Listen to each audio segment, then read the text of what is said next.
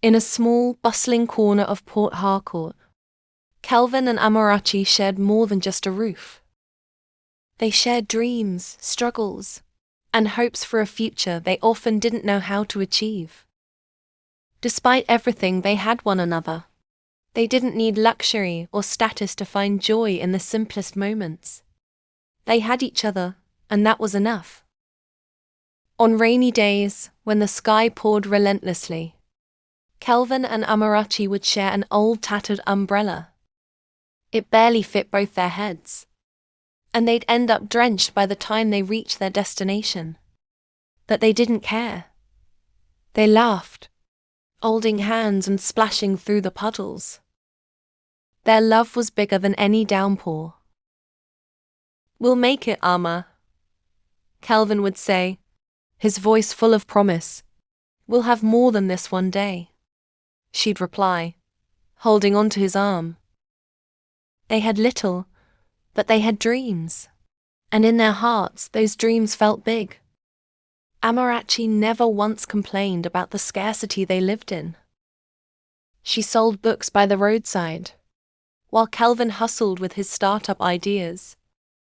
They had big plans, promises of a life built together away from hardship. "I promise you, Amarachi," Kelvin had told her one evening as they sat under an umbrella in the rain. "I'll make something of this. I'll take you to the places you've only dreamed of, I swear. But dreams often take longer than you think." As the years went by, Kelvin continued to struggle. His startup remained just an idea, a dream that was never realized. He pitched to investors who turned him away, told him his ideas were too risky, too far-fetched. Still, Amarachi never wavered. She supported him, helped him find ways to push forward. But as time passed, the pressure from Amarachi's mother became unbearable. One evening, Amarachi's mother called her into the room. There was an edge to her voice, the kind of voice that suggested a decision had already been made in her mind. "Amma, look at Nora," her mother began, shaking her head as she flipped through Instagram. She just posted another picture with Daniel, the one who went to the UK and came back to marry her. "Look at them taking trips, living in that beautiful house. Why can't you have that? All these men coming around for you, asking for your hand, and you're still here following that boy Kelvin, who can't even afford to buy a meal without borrowing money." Amarachi was quiet, heart heavy with the words. Her mother's frustration was clear. She had spent so many years trying to guide her daughter toward the kind of life she believed every woman deserved: comfort, security, and the admiration of the world. Yet, Amarachi's heart belonged to Kelvin. "But Mama, I love him," she whispered. "Kelvin is different. He may not have everything now, but he has a vision, a dream. He will get there." Her mother sighed. "Your friends are marrying men who can give them the world. And you? You're here, still dreaming with that boy who doesn't even know if he'll have enough to feed you.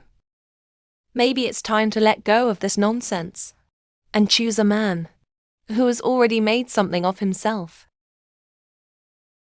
Kelvin's struggle was becoming harder to ignore, but in her heart, Amarachi knew. She believed in him when no one else did. She had been the one to sell her best Ankara wrapper so he could attend a competition in Lagos. The competition that could change everything. She stood by him through his darkest days, even when he had nothing to offer. She loved him for who he was, not what he had. One day, Kelvin's friend, Paul, sent him a flyer about a tech pitch competition in Lagos, shared on Instagram. "Bro, this is your shot. They're offering mentorship, funding. All you need is transport and confidence." But there was a problem. Kelvin had neither. He didn't have money for transport, let alone accommodation. The dream of competing in Lagos felt impossible, and for a brief moment, he considered giving up. But Amarachi didn't hesitate. She sold her best Ankara wrapper and used her last savings. "You'll go," she said, holding his hands firmly. "Even if I have to trek from here to school all month." Kelvin made it to Lagos with borrowed shoes and a heart full of fire. When he got up to speak, he forgot half his lines until he saw a woman in the audience. Elegant, sharp-eyed, and deeply attentive. Her name was Jennifer Williams. After the pitch, she approached him. "You think fast," she said, "but more importantly, you care. You see people, and that matters."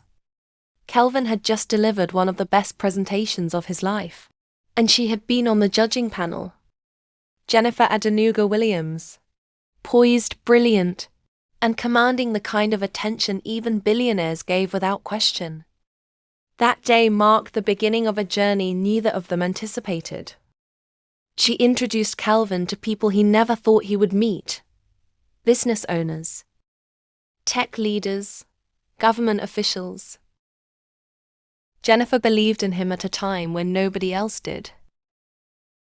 She funded his ideas, introduced him to networks, sat through his sleepless nights, refining pitches and perfecting apps. And in the midst of that whirlwind, something dangerous happened. They fell, not foolishly, not recklessly, but helplessly in love. It was a connection beyond the physical. They bonded over dreams, ambition, and late-night conversations about Africa's future.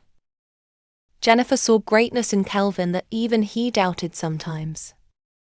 Meanwhile, back home in Port Harcourt, Amarachi's heart was breaking. Amarachi wept for days. Days turned into weeks. Weeks into months. Months crawled into years, and still no sight of Kelvin. Meanwhile, Kelvin's life soared to unimaginable heights, and Jennifer was at the center of it all. He was meeting dignitaries, shaking great hands and discussing big deals, sitting on high tables with men he once only watched on TV, signing million-dollar deals across Africa. Everywhere he turned, it was Jennifer who made it happen. Although Amarachi's smile haunted his dreams, it was Jennifer's hands that pulled him into the light of his success. Jennifer was not just beautiful. She was humble, sweet, and giving. She loved deeply, but never possessively. She never asked him for anything except for him to reach the heights she believed he was born for. Kelvin became confused. The farther he climbed, the more lost he felt. He barely had time to breathe, much less talk to old friends. Work became his entire life, traveling across Africa, meetings, conferences, launches, ambition devouring every part of him. Then one weekend in Abuja, Paul, his old friend, finally cornered him. "Bro, you need to slow down," Paul said after pulling Kelvin into a small restaurant. "Paul, this is the life we prayed for." Kelvin chuckled bitterly. "And what's the point if you lose your soul on the way?" Paul leaned forward. "Bro, do you remember when you and Amarachi had nothing?" Meanwhile, Jennifer noticed the shift. "You're elsewhere," she said softly one evening after a big event. Kelvin lowered his gaze. "It's her." Jennifer's chest tightened. She had known. She had seen it in his eyes for months. "I think I lost myself somewhere along the way," he admitted, voice cracking. Jennifer nodded, holding back her own tears. "Then go find yourself. And if she's part of that, don't waste time." Kelvin looked at her, stunned by her grace. "You're incredible." "I know," she smiled weakly. "But even I can't build a man who doesn't know who he truly loves." She turned away, wiping her tears before he could see. Jennifer had never loved anyone the way she loved Kelvin. She had invested in him, not because of love at first, but because she saw something golden no one else saw, that she also knew. If a woman like Amarachi could believe in him when he had nothing, then maybe he owed her the best version of himself. Jennifer gave her blessings, breaking her own heart in the process. Kelvin returned to his first love in Port Harcourt. He came back not as the man who had left, but as a humbled king, stripped of ego and ambition, left only with gratitude and longing. Amarachi was still rejecting every suitor that came, even though her heart was battle-scarred. Kelvin begged, and begged again. Standing outside her bookstore, under a pouring rain like the old days, they cried together, soaked to their bones as they finally reconciled. Kelvin and Amarachi renewed their relationship slowly, with open wounds healing by honesty, patience and endless prayers. When the time came, they planned a grand traditional wedding, not under the old tree this time, but in a beautifully decorated hall, drenched in Ankara fabrics, golden lights, and the sounds of drums and laughter. Family, friends, neighbors, and even strangers who knew their story celebrated a love that endured every test. Kelvin kept every single promise he had made back when he was a dreamer with nothing. He built not just a house, but a kingdom of peace, trust, and fierce love.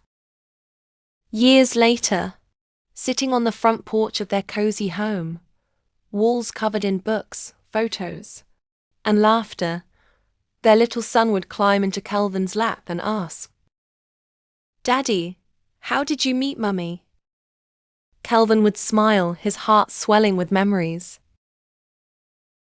"She saw a king when everyone else saw a pauper. She gave me her crown, and I promised to spend the rest of my life crowning her back." And Amarachi, with tears in her eyes, would whisper, "And you kept every promise." They loved once when the world had nothing to offer, and they loved again when the world was at their feet. And in both seasons it was the same rain, the same vow, the same forever.